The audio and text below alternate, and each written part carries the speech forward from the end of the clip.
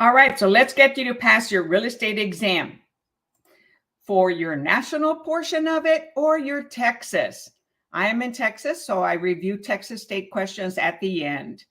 And I have lots of videos for vocabulary and more questions. So be prepared to participate in the class.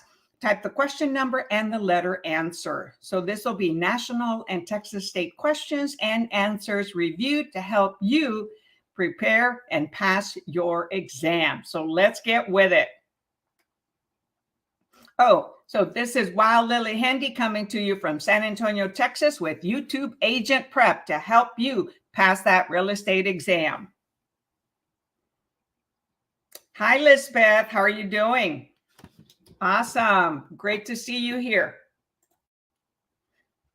Okay, so we're continuing with Wednesday's questions, right? And we are starting today with question 247.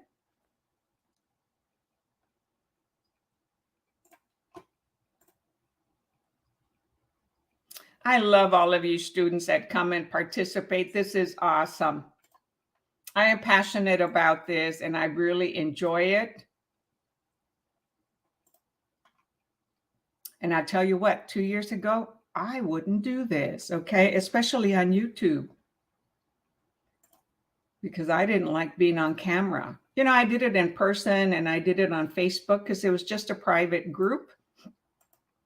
But YouTube and video is what you'll want to have in your bucket when you become a realtor, and start practicing it now. Okay, here we go. All right, so who's my Facebook participant? Let me check. Because I like to greet everyone. Oh, Keitra Lee. Hi, Keitra. Thanks for joining us. Awesome to have you here. Well, it says Jasmine Saman. Oh, there with Tanya. Oh, yes, Miss Tanya. I love Miss Tanya. One of my students and now very successful. Not because she was my student, right? But that's just her. She's awesome. Over there in Dallas.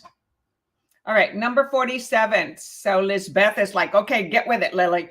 A tenant transfers a portion of the leasehold interest. What kind of hold? Leasehold interest to another party. The instrument that accomplishes this transfer is a deed, B, novation, C, sublease, or a reconveyance. So they are transferring a portion of their leasehold interest. So as Lisbeth says, yes, the answer is C, a sublease. So subletting is a transfer by a tenant. The sublessor, okay, is still responsible, right? Even though they subleased it to somebody else. So the leasehold interest to another party, the sublease lessee, though, through the execution of a sublease. And that has to be approved by the landlord. And some leases already have that on there as an option. The sublease spells out all the rights and obligations of the sublessor and the sublessee, right? The giver and the receiver, including the payment of rent to the sublessor, right? The sublessee has to pay it to the sublessor unless they say, hey, you can pay it directly to the landlord, but the sublessor better make sure the payment is getting made every month. Sublessor remains primarily liable for the original lease with the landlord. The subtenant is liable only to the sublessor. Very good, Ms. Lisbeth.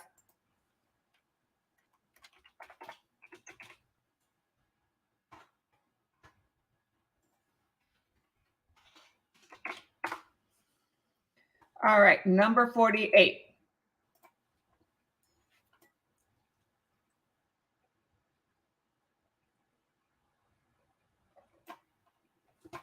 Well, I'm trying to get it big for anybody watching on their phone.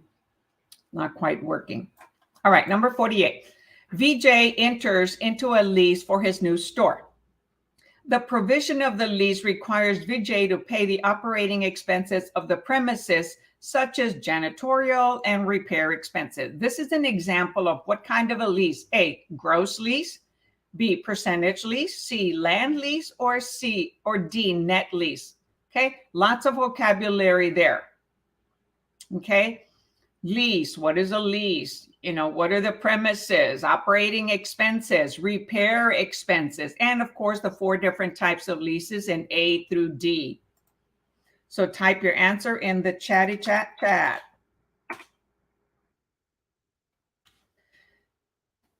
So the provision includes they're paying operating expenses of the premises as janitorial and repair expenses.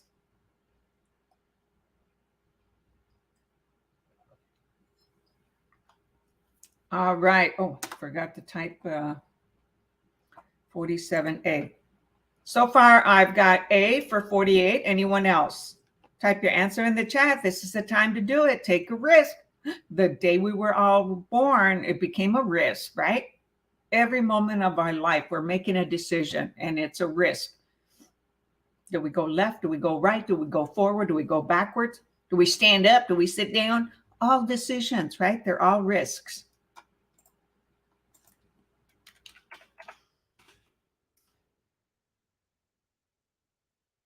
The answer is A. It is a gross lease. And if you weren't sure about it, then that lets me know that it's time to go back and review your vocabulary. Number 49. I feel like I'm doing bingo. A tenant obtains a full service lease where the landlord agrees to pay all the operating expenses in exchange for an additional $5 rent per square feet. Another term for this lease is, so in other words, the tenant has a full service lease. Okay, they're paying where the landlord agrees to pay all operating expenses. And the tenant will pay an additional $5 rent per square foot. So they've got a base rent plus $5 per rent per square foot. If it's 400 square feet, it's 400 square feet times $5. Okay, so that's like $2,000 per month. So is it a gross lease, a B, proprietary lease, C, an exchange lease, or D, a full service net lease?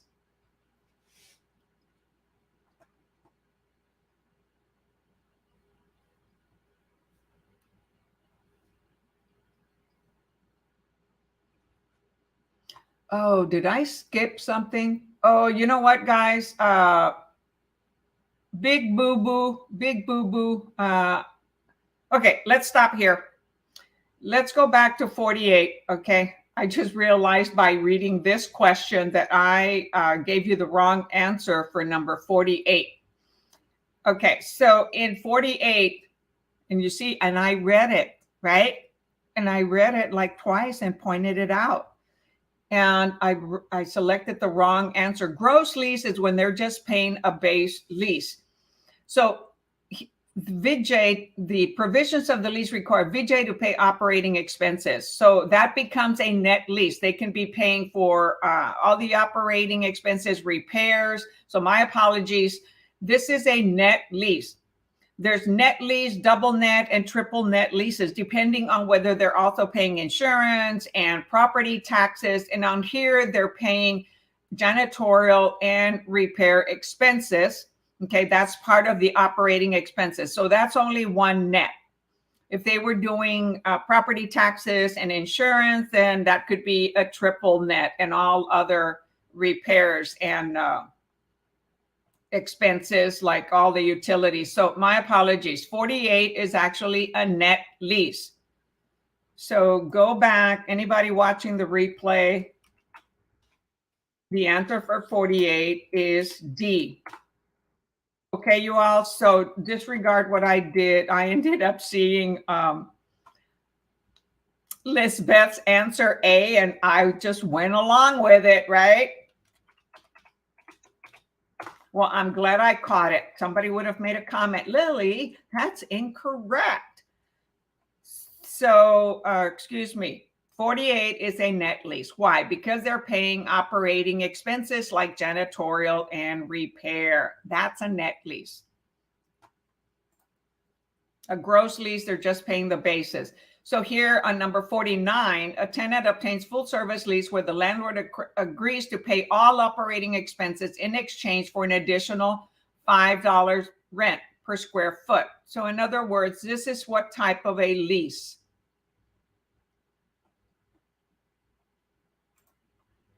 So this one here is a gross lease. Lisbeth, you said an exchange lease. No, there's not an exchange lease.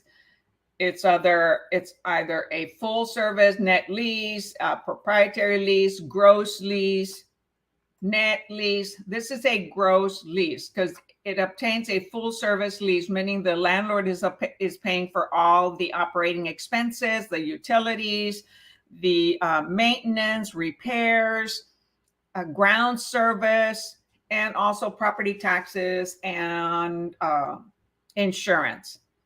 So the tenant may be paying tenant insurance, okay? So that is a gross lease where the landlord is providing a full service lease.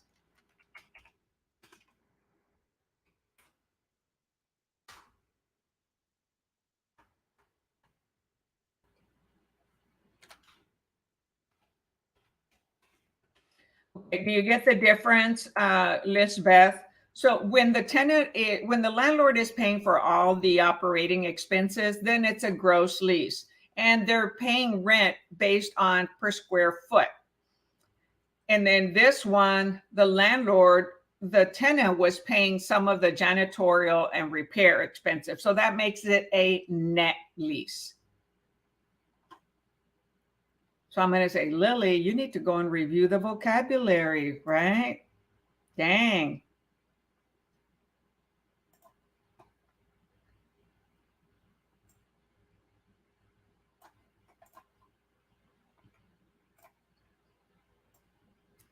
That's how easy we can get screwed up. If we focus on something else, right? I focused on an answer that I saw typed on the chat and I went with it. Bad. All right, number 50. Okay, Elizabeth says, okay, thanks. So 50, which of the following circumstances is the most likely scenario for a ground lease? What kind of a lease? A ground lease. So which of the answers is the most likely scenario? Sometimes there will be some answers similar and you're like, well, gosh, I can't pick one or the other because they're so similar, but there's a little keyword that makes a difference. So a developer wants to acquire a necessary parcel that separate two parcels she already owns. B, an owner developer wants to retain ownership of the land portion of the improved real property. C, a fast food company wants to place a restaurant in an existing building without buying either land or improvement. And D, a farmer wants to sell their property to a mining company. So which one is likely a ground lease? Okay, land lease. The surface, okay, the ground. Because we have the surface, the subsurface, and the airspace. All those can be rented. If you have minerals or a well or oil, right? They can sell that separately.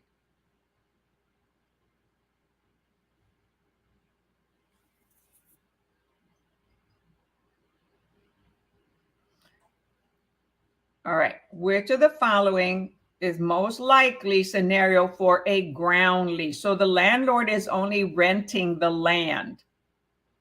Okay, so there we have an A answer, but that is not correct. A developer wants to acquire a necessary parcel that separates two parcels they already own. No, that's subdividing. That's subdividing a parcel. So a ground lease, an owner developer wants to retain ownership of the land. So the landlord wants to keep the ownership of the land. They're not selling it, of the improved real property. So they're going to rent the surface of the land to someone else. Okay, so the answer here is B. That is a ground lease. So somebody can come in and put crop on it. They can end up putting, RV, and different companies like franchises. Sometimes they will rent the ground and build, an enterprise. Like I have a cousin, that owns the land, and the enterprise rental company, they wanted to lease the land for 100 years and put an enterprise building, and they built the building. So after that, then they move on and the building stays there. So the owner of the land ends up having the ground lease paid every month, a very consistent, guaranteed kind of rent, and then they end up with a building later on that they can rent out. Should they live 100 years? No, really. They pass it on to family, their heirs. So an owner developer. So a ground lease are primarily used when an owner wishes to lease raw land, typically used for agriculture, to an agriculture or mining interest. When unimproved land is to be developed and the owner wants to retain ownership of the land, when the developer or future users of the property do not want to own the land, they don't want to buy it, it's an expense, to buy the land. Or when the owner of an improved property wishes to sell an interest in the improvements while retaining ownership of the underlying land.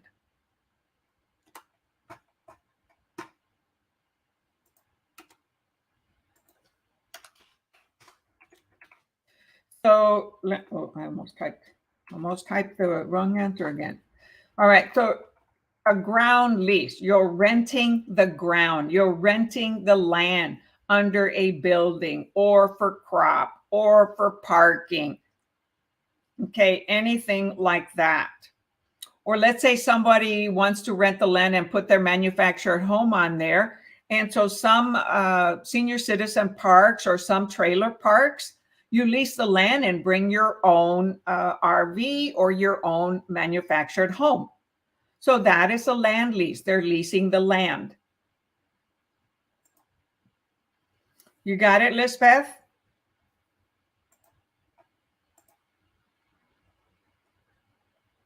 All right, number 51. So go back and review the vocabulary for leases, the different type of leases, 51, a tenancy at will. What kind of tenancy? At will. What does that mean? We'll find out. Can usually be terminated by A, either party giving proper notice, B, either party without notice, C, a sublease with the lessor's approval, or D, an assignment of the by the lessor.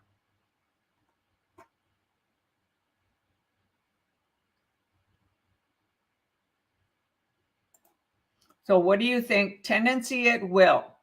Last week's, I think Wednesday's video, that you can go to here, we talked about different types of tenancy, and one of them was tenancy at will.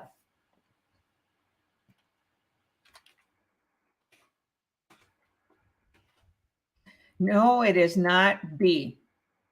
Anytime there's a lease, there has to be notice. It's important to give notice, either the landlord or the lessee. So the answer is A, either party giving proper notice. Is it 30 days notice required? It depends on what the lease specifies. There doesn't have to be a reason. They're like, hey, like if we have a job and it says you could be hired and fired at will, no need for a reason to let you go. Those not the type of jobs you want to have. So 251A, excuse me. So I have a lot of shy participants today. Don't be shy. Come and type your answer in the chat.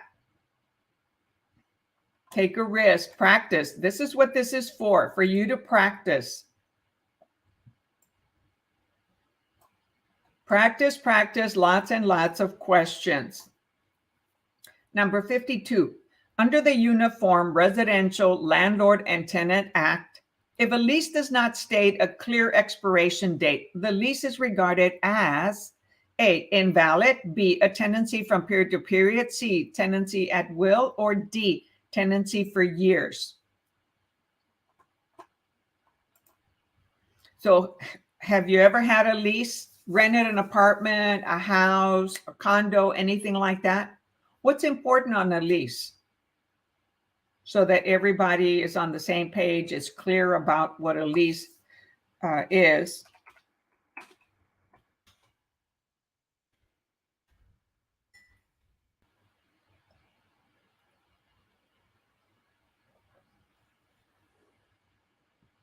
Come on, come on. In Spanish, come on, cacheton. I know most of you don't understand that. It's just a saying. No. It is not tenancy at will. Okay. It is a lease must have a start date and an end date. So it would, if it doesn't have that, it is invalid. The tenancy at will can have a start date and end date. However, it can be terminated at any time at will. And then you're not responsible for the rest of the remaining period. So it's almost like month to month, week to week, whatever. So just give them a notice and out you go.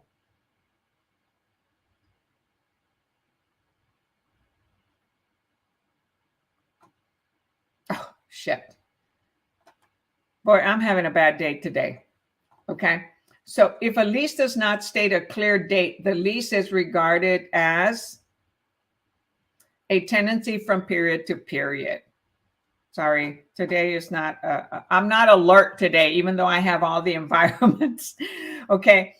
Leases, okay, if you're renting a, let's say at a hotel, or you're renting for a few months on a month-to-month basis, so that'll be period to period. All right, it's being left open. It's a temporary lease. It's not invalid, sorry.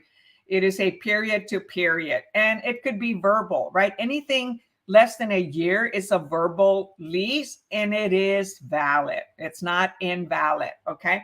As long as it's under a year. And that can be a period to period, week to week, month to month, day to day. Individuals that purchase homes that relocate here sometimes just need it for a few months. So that becomes a month to month lease. So if there is a year lease and it expires and a new lease is not created, then it converts into a month to month. Okay. That has no expiration date. Okay. It is valid. So let's say one says, I take my exam Wednesday, send good vibes, please. Oh, yes, we bless you. And affirm, I passed. Okay. And please don't pay attention to that answer. Okay. Number 52, again, is B, a tenancy from period to period.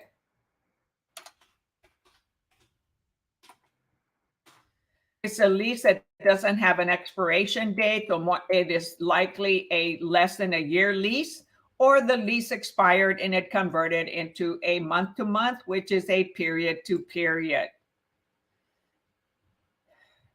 Gee, I need to take a deep breath.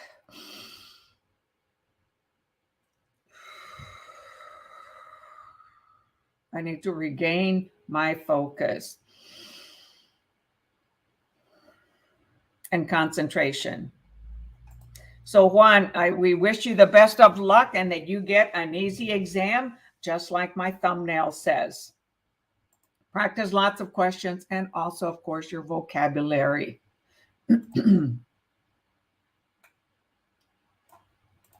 Number 53.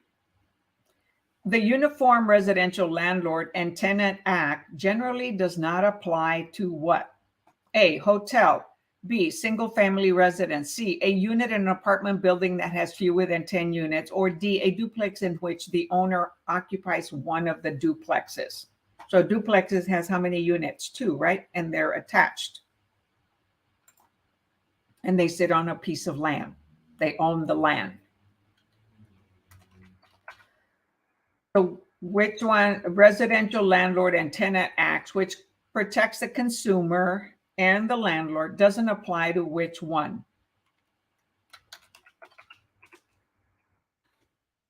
Because Residential Landlord and Tenant Act is is for individual residency, right?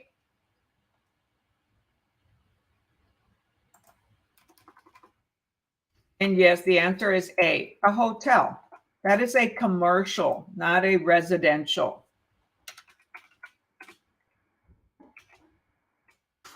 So those are managed by property management companies or a on-site property manager. So very good. A. Number 4. In executing a condominium lease, what kind of a lease? A condominium lease. A tenant has acquired what? A. Temporary transfer of legal title. B. A limited freehold interest in the airspace of her unit. C. A temporary possessory interest. Or D. A title conveyance in exchange for rent. So when we're renting, what type of ownership do we have? Do we have any ownership? Right? So leases, we don't own the property. Okay, I'll tell you that. The landlord does.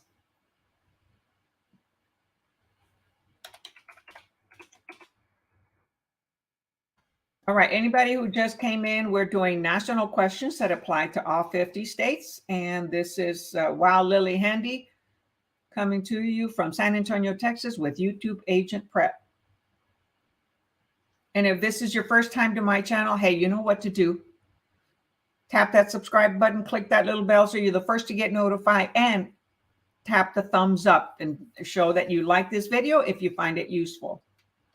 So number 54 is C, a temporary possessory interest. They have possession of the unit and the right to enjoy and to have their privacy.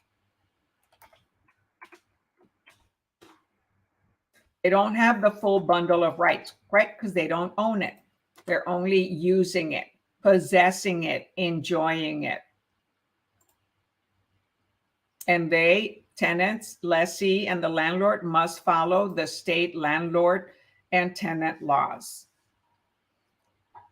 Number 55. When a tenant acquires a leasehold estate, what kind of hold? Leasehold estate. Through a lease, what does the property owner acquire?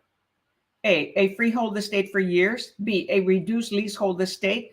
C, a defeasible estate. Or D, a leased fee estate.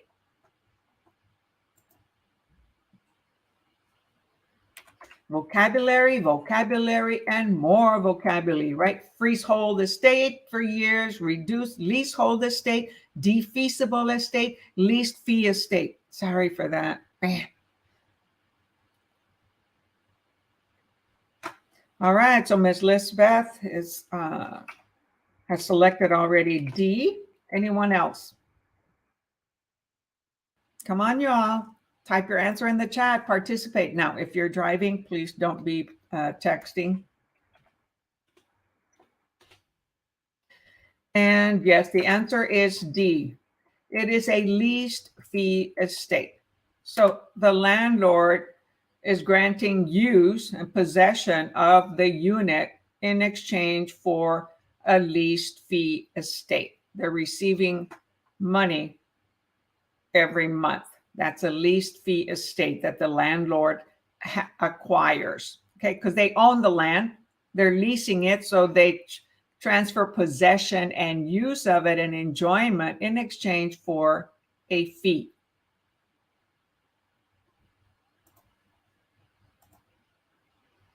Number 56. When an owner leases their property, They temporarily relinquish the right to do what? A, transfer the property. B, encumber the property. C, occupy the property. Or D, maintain the property. So landlord owns a piece of property and they relinquish their right to what? Temporarily when they lease it.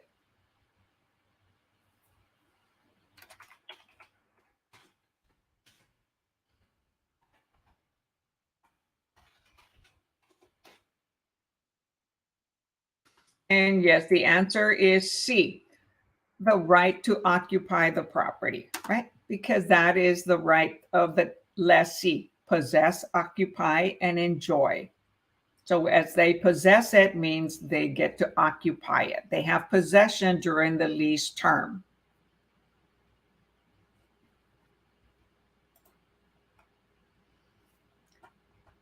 Very good, Lisbeth. Number 57.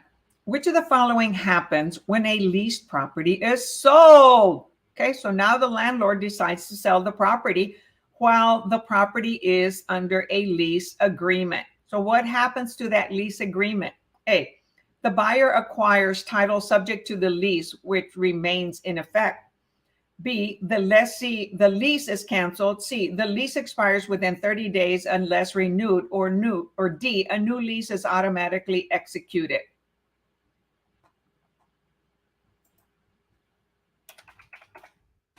So you have a grantor and a grantee, a buyer and a seller.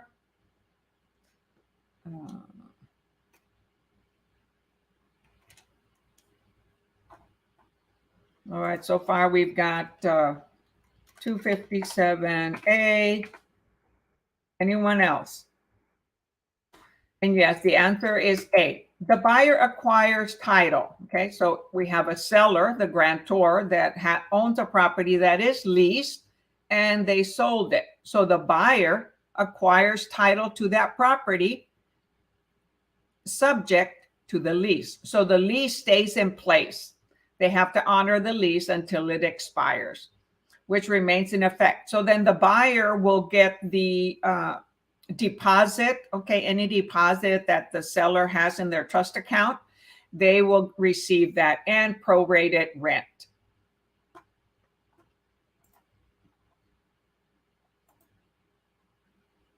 Number 58. If a lease does not state a specific ending date, when does it terminate? A, immediately since it is an invalid lease. B, after 1 year. C, when either party gives proper notice, or whenever the property is sold.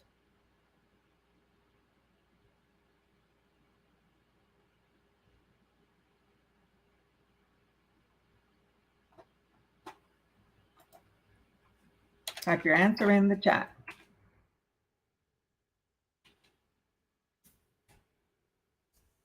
There's different times when a lease can terminate, right? And we just discussed some of the other types of tenancy. So if it doesn't state a specific ending date, when does it terminate? Yes, C, when either party gives proper notice, right? It is a tenancy at will or a period to period. Okay.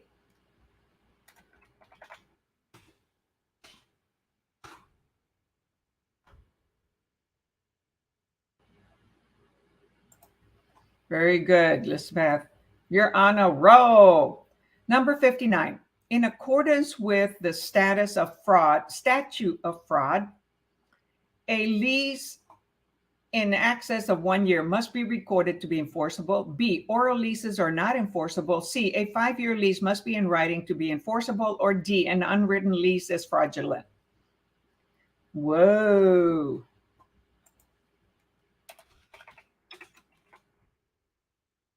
Have your answer in the chat.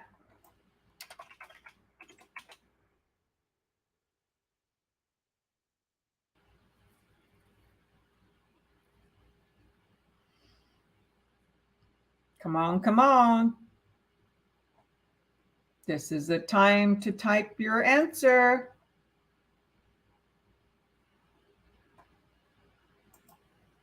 Yes, the answer is C. A 5-year lease must be in writing to be enforceable. So according to statute of frauds, okay, a 5-year lease must be in writing to be enforceable. Anything that's a year or greater must be in writing.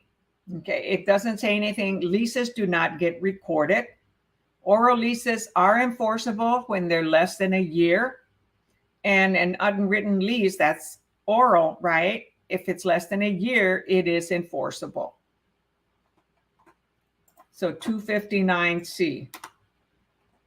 Very good.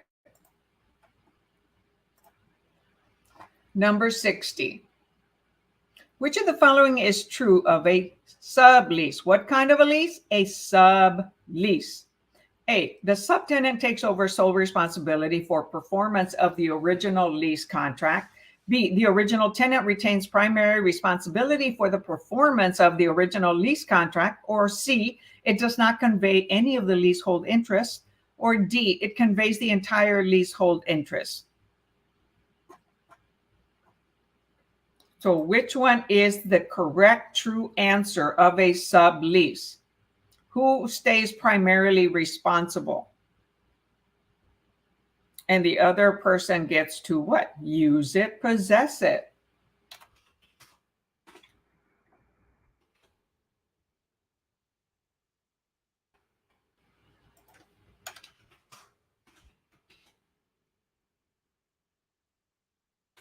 And yes, the answer is B. The original tenant retains primary responsibility for performance of the original lease contract, because the lease agreement was between the landlord and the lessee. So if the lessee, when the lessee ends up subleasing it to someone else with the approval of the landlord, they are still responsible for it. However, they are not possessing it or enjoying it. The sub-lessee is the one that's now enjoying it and possessing it.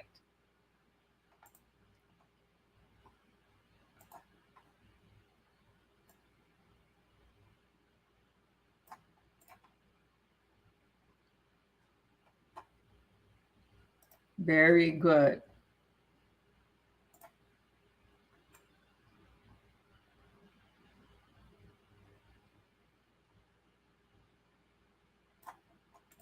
Number 62. To make a successful claim of adverse possession. Okay, there's vocabulary, new ones. What is a claim? Adverse possession. The adverse possessor, who is that? Vocabulary. Must satisfy which of the following criteria? We missed 61. Okay, let's go back to 61. Never mind. Hi, Nydia. Thanks for joining us. Okay, yeah. Miss Beth is so alert. It's so awesome. I need her to be here all the time. Number 61. A homeowner goes bankrupt and the lender forecloses on her residence. In the foreclosure sale, the proceeds are insufficient to pay off the loan.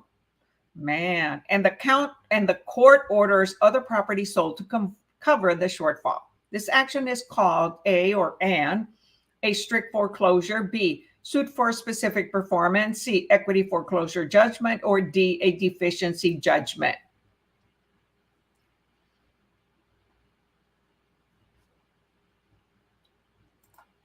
So face green smiling.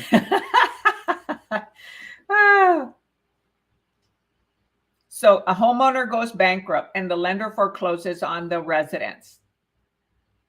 So when a homeowner goes bankrupt, okay, the foreclosure is stalled, but the bankruptcy court then makes a decision on when that home should be sold. So they've made that decision already. So the lender ends up foreclosing on the land because and the foreclosure sale, okay, doesn't bring enough money to pay off the loan. So what happens then? The court orders, so the proceeds are insufficient to pay off the loan, and the court orders other property sold to cover the remaining balance. So what is that?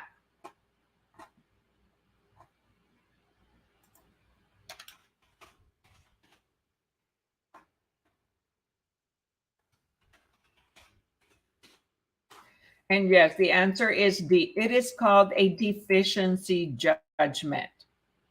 And in this era right now, after COVID, even though it's already, the bad period of COVID was in 2020, right? But it kept on going, and some individuals are still getting it.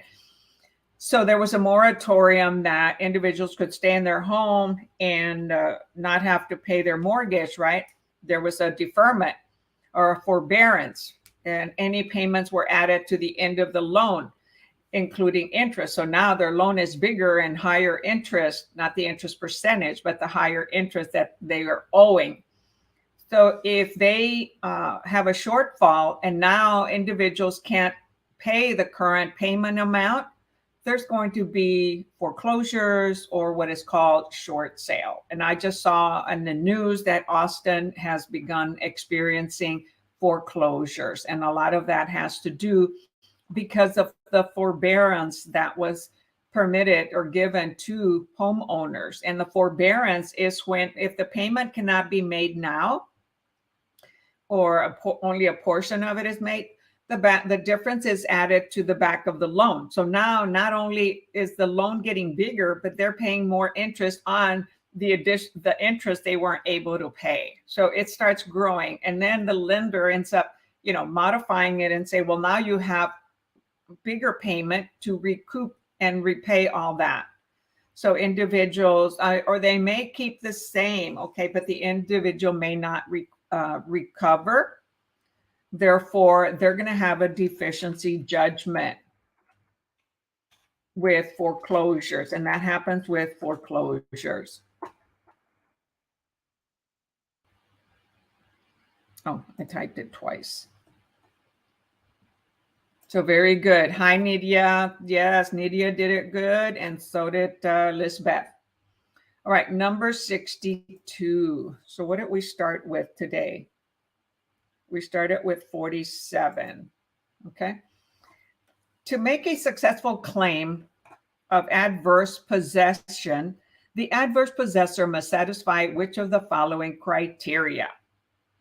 A, the possession must have been concealed without permission and for a statutory period of time. B, the possession must have been unconcealed. Okay, one says concealed, the other one says unconcealed. Okay, so it's not secret. For the necessary length of time and without permission. C, the possession must be with intent, secretive, notorious, and hostile. Or D, the possession must be open without permission for the statutory period of time and within the number of permitted intervals. So, must know adverse possession, okay? Vocabulary, statutory period of time. Okay, the secretive, notorious, hostile. What is the necessary length of time, okay, for an adverse possession to take control? What is concealed or unconcealed? All those are vocabulary. All right, so we have B as in boy, boy. And yes, the answer is B as in boy. The possession must have been unconcealed, right? Open and notorious, okay? Not secretive, for the necessary length of time and without permission. So each state is going to have their own length of time. When I lived in Oregon, it was 10 years, right?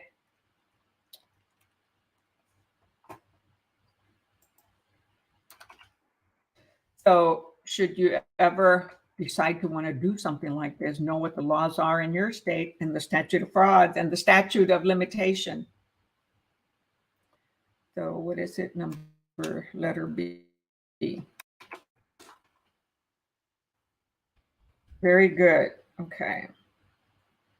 Do y'all want me to do a few more national questions, or should we move on to Texas State? It depends on how many of you are national. Type your answer in the chat. Let me know if you'd like a few more national questions while I get me some more coffee.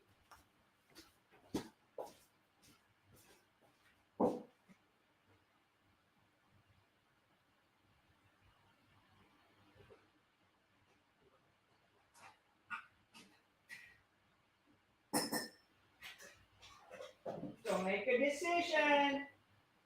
I'm coming right back. Did y'all decide? So let's say, okay, so I have state and then yes, more please. Hi, April. Thanks for joining us. Well, let's see, 50-50 chance. That's a tough decision when I have one of each, 50-50. So somebody else type an answer on there. Do you want more national or go to Texas state?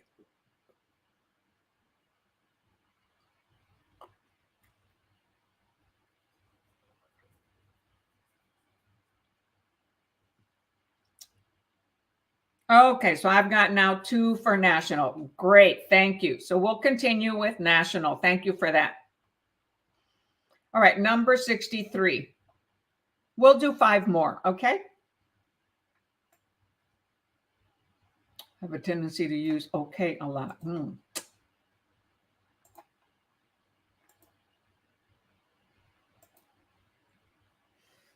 Number 63. One of the primary benefits of recording conveyances, what is that? Conveyance, recording, is to give evidence. What is evidence? To the public that the new owner actually owns the property. What is another benefit of recording to the homeowner? A, recording instrument establishes the title's marketability. B, recording the deed prevents any future clouts on title. C, recording prevents lien holders from illegal credit practices. Or D, recording the deed of conveyance nullifies any and all claims of adverse possession.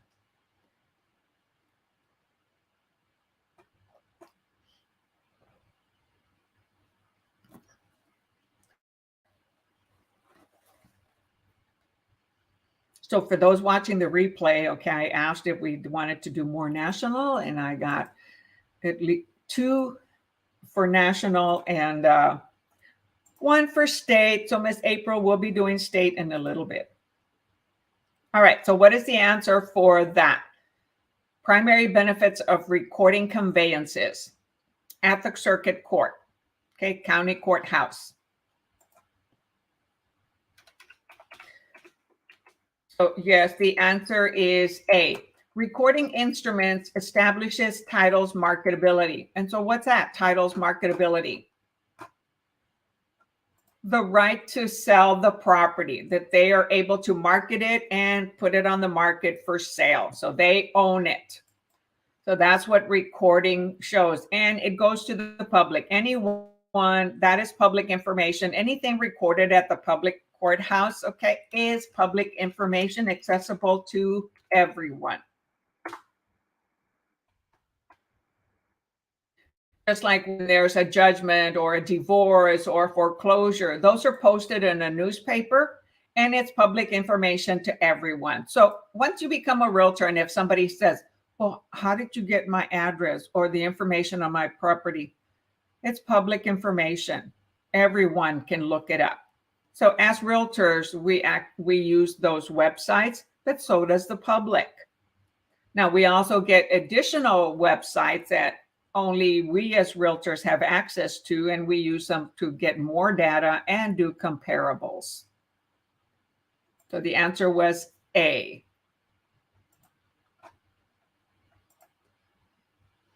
Okay, so now we're going to test number 3, land use, legal descriptions, and contract law. So contract law exists also in all 50 states. So there's contract law particular to a specific state, and then also contract law that is general for all 50 states, common to all 50 states. So that's the part that we're reviewing here, not for your specific state, but for national. Well, it ends up being also for your state, right? So when you took your courses, you get to study that, and then you study state-specific contract. So 3.1, which of the following is true regarding master planning and zoning? Okay, so land use, legal descriptions, and contract law.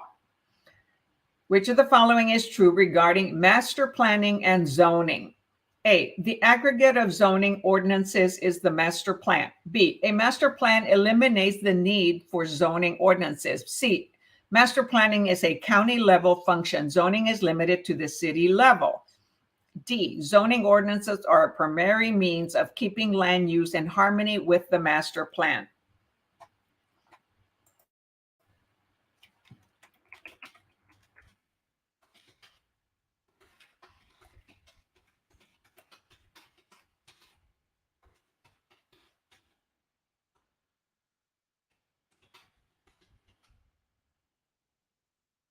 So type your answer in the chat.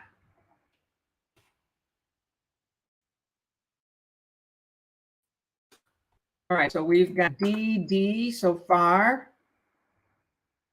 And yes, the answer is D.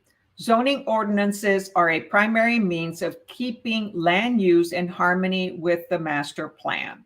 So the master plan, they usually do a 5-year, 10-year, 15-year. So a lot of these businesses, major department stores, and also franchises, they typically plan years in advance, and they're in touch with the city's economic development corporation or council, and with the city's planning and zoning, so that they can plan ahead and prepare for that. So they have to be zoning ordinance or the primary means of determining where can we allow certain types of businesses, industrial, agriculture, commercial, and residential. And what type of residential, single family or multifamily residential.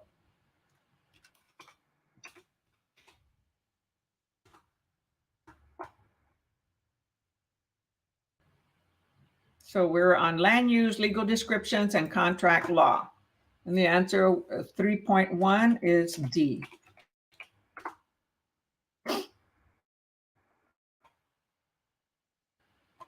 All right, number 2. The basic intent of zoning ordinances is to do what? A, establish the basis for public ownership of land for the common good. B, establish subdivision rules and regulations. C, specify usage of every parcel within the zoning authority's jurisdiction. Or D, restrict development in unincorporated areas.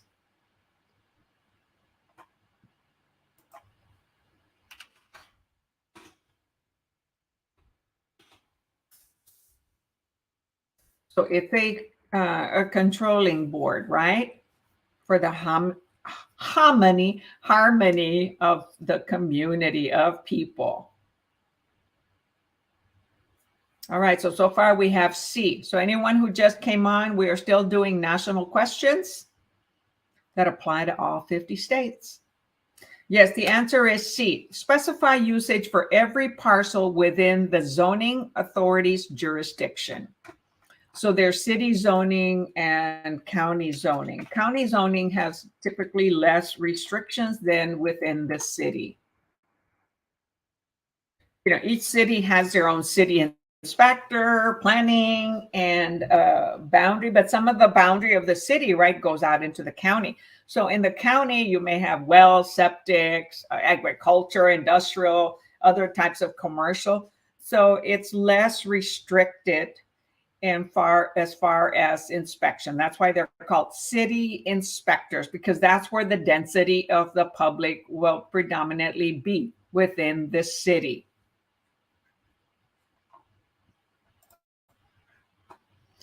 Number 3. Let's go a little bit larger here. Oop. Let's see, can I go to the next page? Oh. Number 3. Why do zoning authorities create different types of zones? A, to ensure that a variety of building structures are available in the community. B, to separate land uses so that they do not interfere with each other. C, to preserve high density land uses. Or D, to discourage industrial and commercial users from relocating.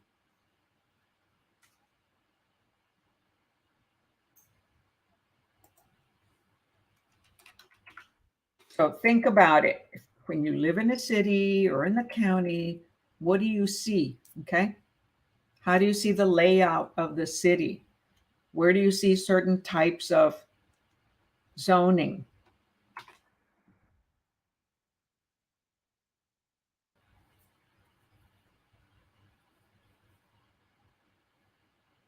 Type your answer in the chat.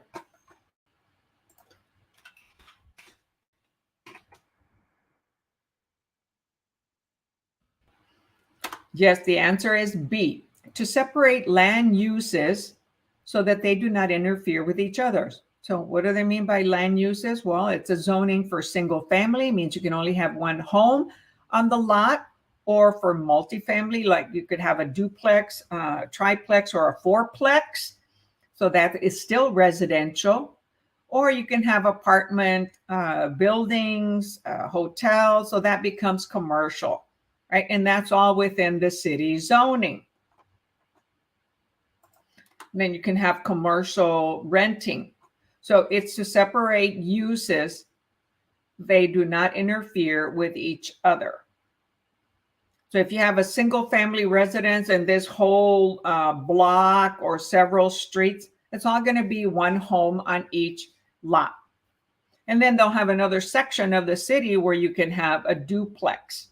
Okay, because when you get to a duplex, triplex, or fourplex, now there has to be ample room, okay, to put parking, okay, and an entry, because there's going to be more traffic, more cars going into that parcel. So very good. 3. All right, number 4.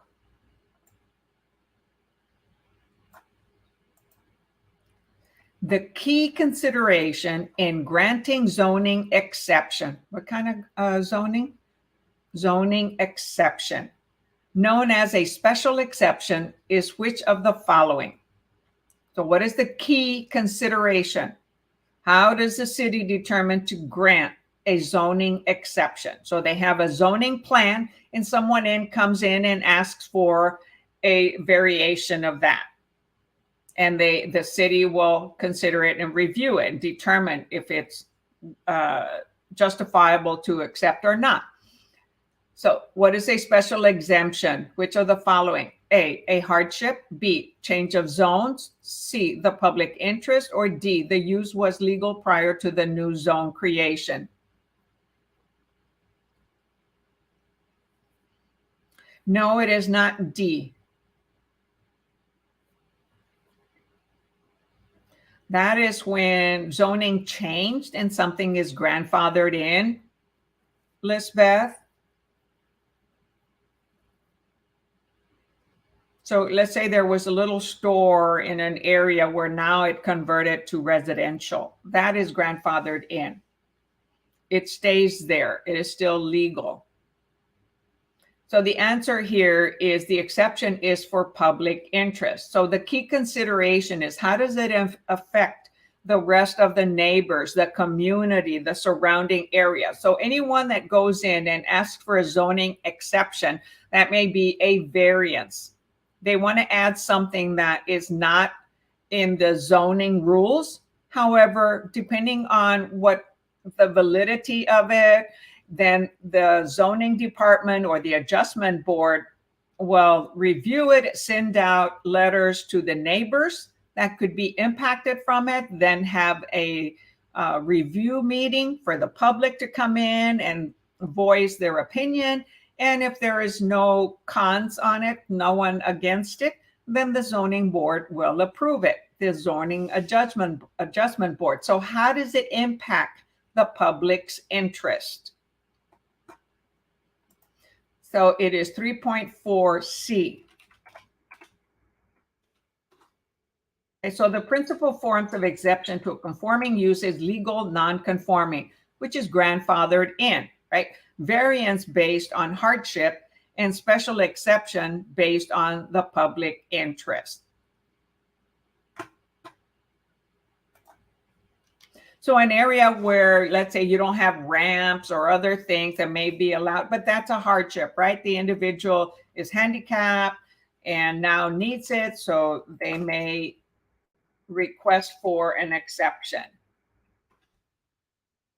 Oops, I almost put the wrong answer. So zoning is for the public interest, right? To make sure there's not high density in the wrong areas, and not to mix different types of land use, commercial, industrial, agriculture, residential. So between two different types of zoning, let's say from commercial to residential, there is in the middle of it called a buffer. There's a buffer of certain length, so many feet wide, to separate the two types of zoning so it doesn't interfere with each other. Okay, so that was the last answer for national. I was going to say for commercial, for national questions. Any questions before we move on to state? And it'll be Texas state. Yeah, I wish I was licensed in many different states, right? I don't have to be licensed in order to tutor there. However, my schedule is pretty occupied now in order to try to do some other states, but it's on my mind. Any questions before we move on to Texas state?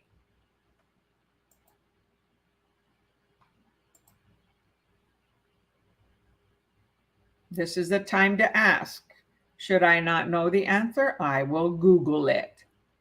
Because Googling information, okay, you'll find a lot of variety of answers that will help you understand it.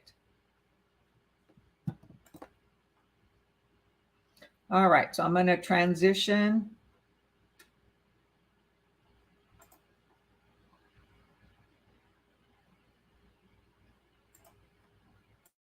I'll transition into state and come back and share.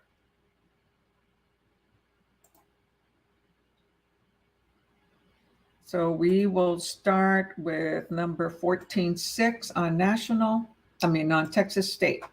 All right, so no questions. So anybody watching right now that just came on, this is Lillie Handy coming to you from San Antonio, Texas with YouTube Agent Prep. So if this is your first time to my channel, tap that subscribe button, click that little bell so you're the first to get notified, and tap the thumbs up if you find this useful. So there are many of you that are watching on YouTube, and I only have 2 thumbs up. So if you're finding it useful, you're still here, send me some support, some love, and click the thumbs up, please. And for those that have, thank you so much. All right, here we go. Texas state, put your Texas thinking cap on. So let me type this on the chat box.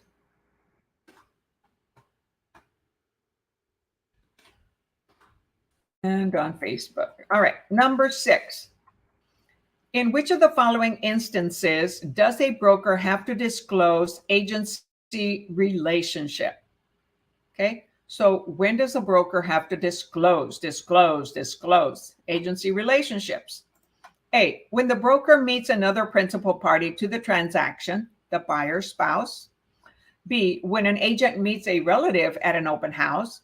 C, when an agent has completed a lease with a tenant and plans to meet the tenant the following day. Or D, whenever the agent receives a phone call while performing floor time duty. Type your answer in the chat. And you might think, what's floor time duty? Well, some companies that have a brick and mortar office, they have incoming traffic and a lot of calls coming in because they do a lot of marketing. There'll be a realtor assigned to take in calls. So they volunteer to take in calls, and any lead that comes in will be theirs unless it belongs to another realtor. All right, the answer here is A. When the broker meets another principal party to the transaction, the buyer's spouse.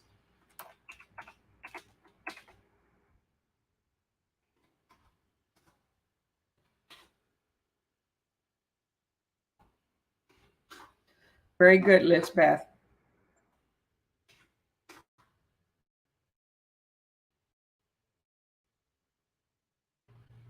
All right. No one answered any of the others. So being on a phone call, just getting information, we don't have to disclose there.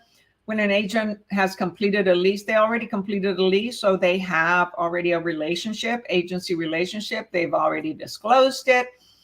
B, when an agent meets a relative at an open house, it's a relative. Okay. They don't have to disclose that. Relative already knows. Hopefully, unless they're an out-of-town relative, but they're just there visiting.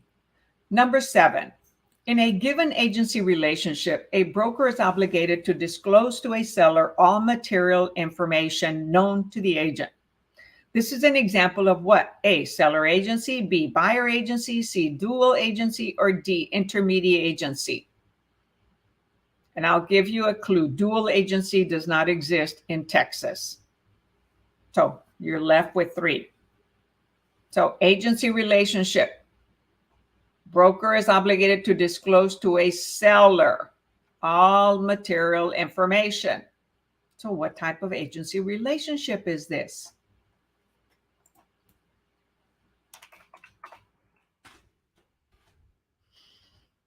Come on, type your answer in the chat. Those of you that are watching, participate. Let me help you if for some reason you get it incorrect. And yes, the answer is A. It's a seller agency relationship. Seller agency. So in Texas, we have what kinds of agencies? We have 4: seller, buyer, subagency, and intermediary agency. This one here, it says disclose to seller, so it's a seller agency. Number 8.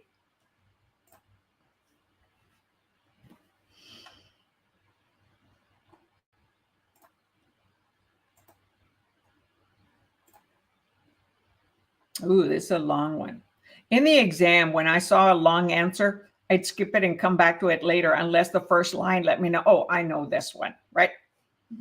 Because I used to be a really slow reader. I've improved, done some speed reading. Number 8, in the last paragraph of the disclosure, information about brokerage services, which we abbreviate as I, B as in boy, S. Information about brokerage services. There are several important recommendations made to prospective buyers and sellers. One of the most important of these is that what? A, whoever compensates the agent is the ultimate party of the agent is responsible to. B, whichever alternative is selected, the seller is the party the agent legally represents. C, the consumer must make a decision between buyer or seller agency or using an intermediary. Or D, if the consumer decides to be represented, that he or she should complete a written agreement and that lists out the respective obligations of the agent and the principal.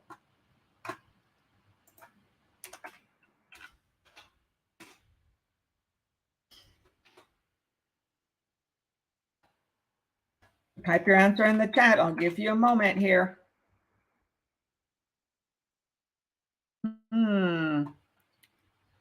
All right, Miss Lesbeth. Yes, the answer is D. If the consumer decides to be represented, okay, that's a buyer, a seller, or a lessee, then he or she should complete a written agreement that lists out the respective obligations of the agent and the principal. So if it's a buyer, they'll be signing a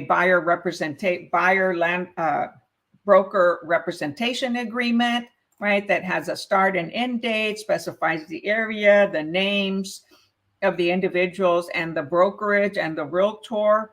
If it's a listing agreement, it'll have seller and the broker, start and end date. If it's a sales contract, right, it'll also have the sales offer, right, and the information on there, the start date when it was executed and the closing date, plus the buyer representation agreement. So that was D. So the consumer decides to be represented when they decide to be represented. All right, number 9.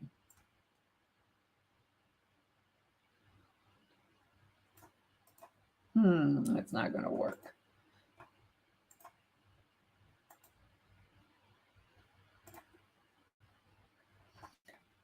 Number 9. 3 of the following answers accurately characterize the duties of an intermediary. What is an intermediary? What are the duties of an intermediary? Which one does not? A, must treat parties fairly and impartially. B, may not disclose confidential information regardless of circumstances. C, must disclose information materially impacting property condition. Or D, may not negotiate a lower or higher price without authorization.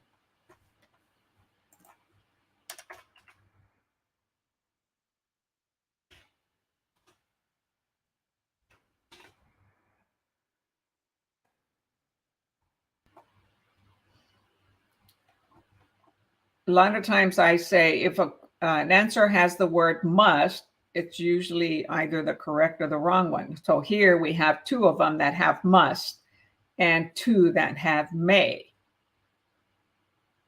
So may means it could or could not be disclosed regardless of the circumstances. And yes, the answer is B, Ms. Lisbeth. You are absolutely correct. May not disclose confidential information regardless of circumstances. So it says 3 of the following are true, okay, duties. And the one that is not is if the court orders to disclose confidential information, then it must be disclosed. So number B is not an accurate characterization of the duties of an intermediary. In all other circumstances, yes, we keep information about our client confidential even after the agency relationship ends. However, not when it is court ordered. Or if the seller or buyer allow us to disclose it in writing. Number 9.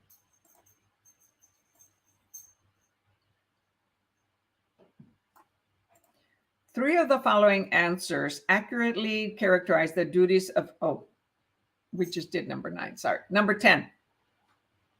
A broker decides to represent both sides of a single transaction. Okay. How many sides? Both sides. Who represents them? The broker. If they proceed to do this, which of the following consequences applies? A, they must act as an intermediary. B, they must represent the seller and get someone else to represent the buyer. C, they must obtain the verbal permission of all parties. Or D, since dual agency is illegal, they will be violating license law.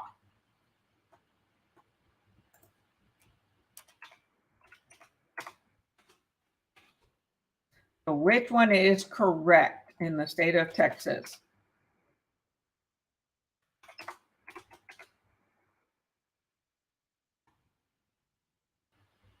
That is correct, Lisbeth. It is A. It must be an intermediary, right? Because the broker represents both sides. However, an agent is directly representing the buyer, and another agent is directly representing the seller, appointed by the broker, right? Because all transactions belong to the broker, even though in reality, realistically, the buyer is our client, the seller is our client for the most part. It's not like it's the broker will say, hey, I want you to represent this, I want you to represent that, right? Unless it was a client from the broker, they can then assign one for each.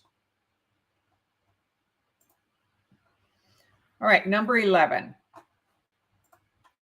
What is the primary function of an appointed intermediary? Okay. An appointed mediary. A, to stand for the primary intermediary in the event of an absence or illness. B, to give the principals a choice in which broker they prefer to represent them. C, to represent the principal party that the broker does not represent. Or D, to carry out specific instructions from the intermediary for the benefit of the principal party.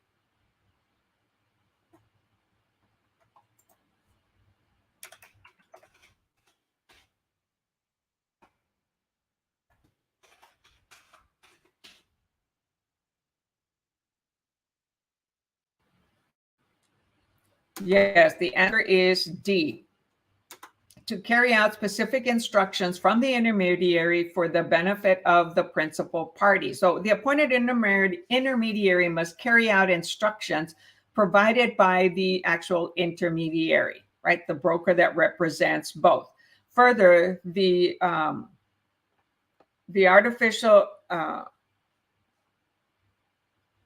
AI must be pre-authorized in the original consent document. So the AI is then empowered to offer opinion and advice to the principal to whom they were assigned.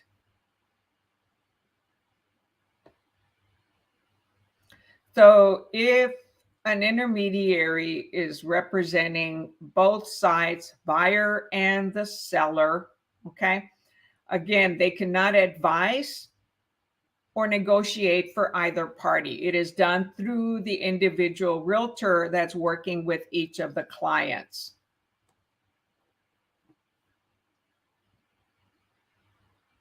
So the appointed intermediary, okay, it must be pre-authorized in the original consent document. And what is that? So the original consent is when the broker appoints that intermediary, and then with any document that is signed between a seller or a buyer, they also have to check the box that they approve using an intermediary, okay, during the sale, which means if for some reason the seller has the property listed and by that brokerage and a buyer agent within the same brokerage brings the buyer, they procure the buyer, right? Then they're allowing for both realtors to be under the same umbrella, under the same broker. So the appointed intermediary is then empowered to offer opinions and advice to the principal to whom they were assigned, if they were assigned to one person. Because in a normal intermediary, they cannot give opinions and advice. They're there to mediate between the two, just like a mediator of the court. Number 12. Which of the following accurately describes a broker's duty in managing operations? Okay. Which of the following accurately describes a broker's duty in managing operations? So what is the brokerage operations? A, the broker must develop, then abide by his or her rules for handling trust funds and managing the trust account. B, the broker may delegate compliance duties, but must ensure timely communication between their delegated sales agents and clients. C, the broker may delegate selling and prospecting activities, but may not delegate property management activities. Or D, all listings in sales agents' names must be maintained to accurately reflect its sales agent's address and contact data.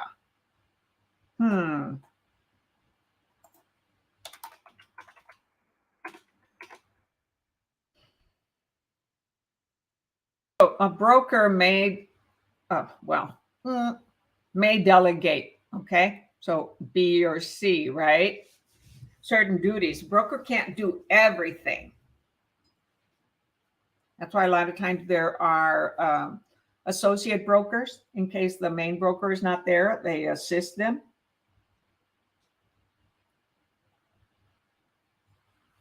And the broker isn't necessarily the one that is going to own the brokerage. It can be a non-broker, and then they have a designated broker. Yet the answer is B. The broker may delegate compliance duties, and that's for what? For all the legal documents, all the legal contracts, to make sure we follow the rules, the laws of the state. So they review every dotted I, cross T on the documents, all the blanks that we were filled, and make sure we have all the required documents for that particular transaction. So the broker may delegate compliance duties, and it can actually be a realtor that is responsible for compliance duties, or someone else that is hired to do that. But must ensure timely communication between its delegated sales agents and the clients. So if one of the documents is not updated or something is missing, then the compliance informs the sales agents to then inform the clients to make any corrections or update any documents.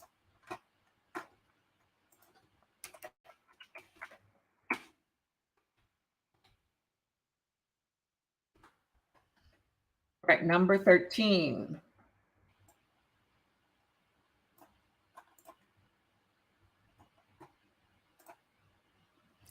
A broker must discharge numerous duties relating to their agency relationships. Which of the following is such a duty? So a broker must discharge, okay, numerous duties. So what is discharge? What are duties and agency relationship?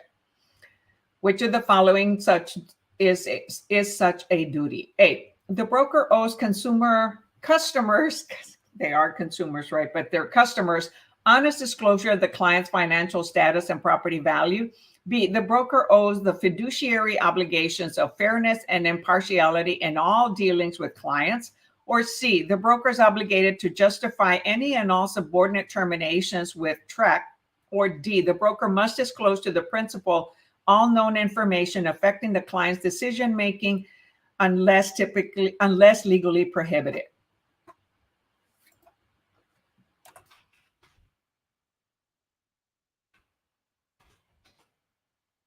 Type your answer in the chat. Moving right along, doing really good.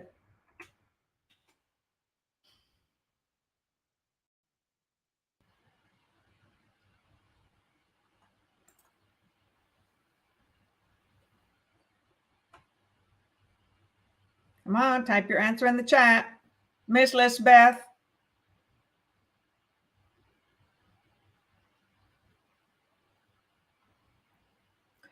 Actually, the answer is D. The broker must disclose to the principal all known information that could affect the client's decision-making unless legally prohibited.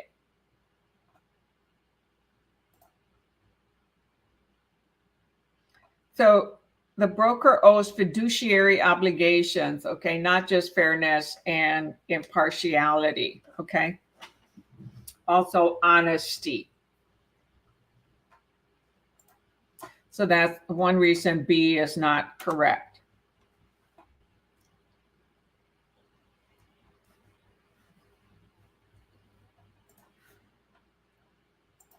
Okay, number 14.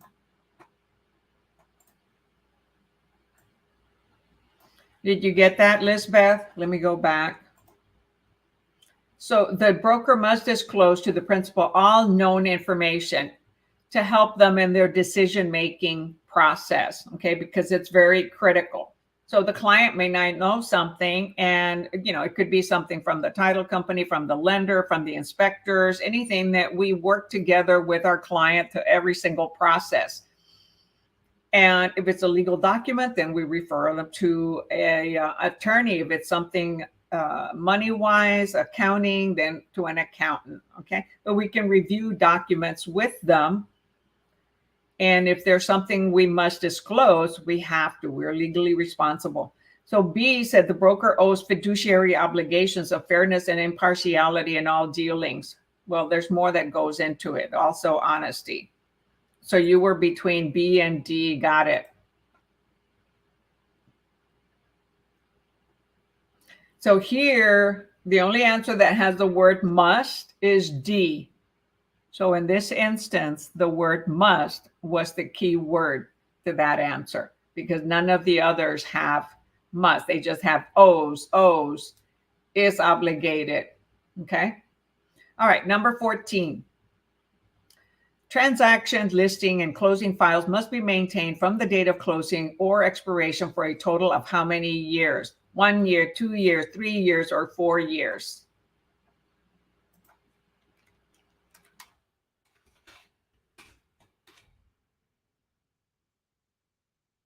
Yes, Lisbeth, the answer is D.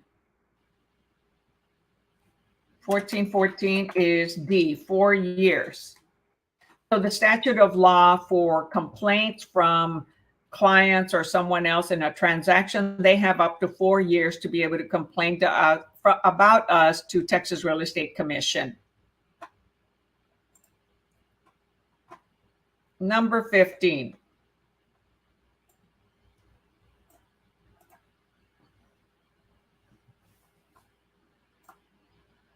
Brokers are required to maintain office policies and procedures to ensure that, among other things, sponsored sales agents keep current on the laws, changes, and their continuing education requirements. Which of the following is not a goal served by policy and procedures manuals? A, advertising compliance. B, proper record maintenance.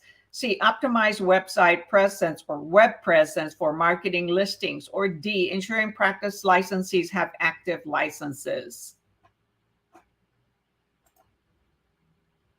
So 3 of them make really good sense. 1 of them does not.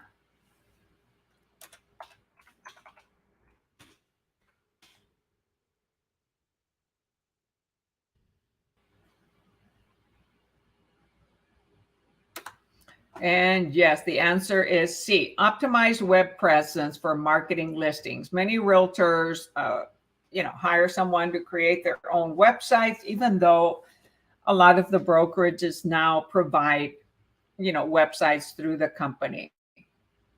But that is not a goal served by policy and procedure manuals. There are certain things, according to the policies and procedures, that has to be included, but not the optimization of the websites.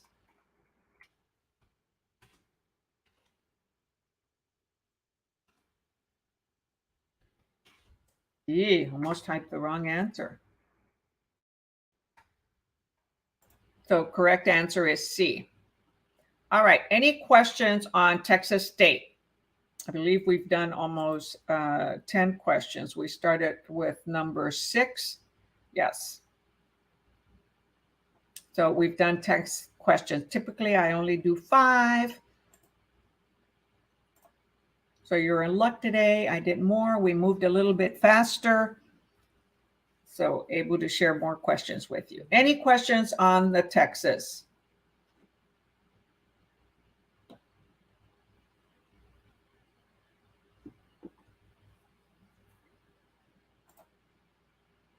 If no questions, then remember to send me some love. Tap that thumbs up, okay? Not many thumbs up today. You might do it afterward. But thank you very much for attending. And we'll see you next time, okay? Which will be when? Monday at 6 p.m. All right, we'll do national and Texas State questions. I have lots of vocabulary videos, okay? And in the playlist, so make sure to review vocabulary, and more vocabulary. And affirm, you're very welcome, Lisbeth. Very, very welcome. And affirm, I passed, and I passed. Ask, receive, and believe. Or I should say, ask, believe, and receive, right? And believe it in your mind that you have already passed. Our mindset has a lot to do with it. In order to pass, though, of course, we have to have a lot of activity and have a schedule, continue our schedule, put it on our calendar. All right, be in an environment where we can focus and study in 20 to 25 minute sessions and take a 1 to 3 minute break between each session. The mind remembers the beginning and end of every session. All right, y'all, if no further questions, this is Wow Lillie Handy coming to you from San Antonio, Texas, with whom?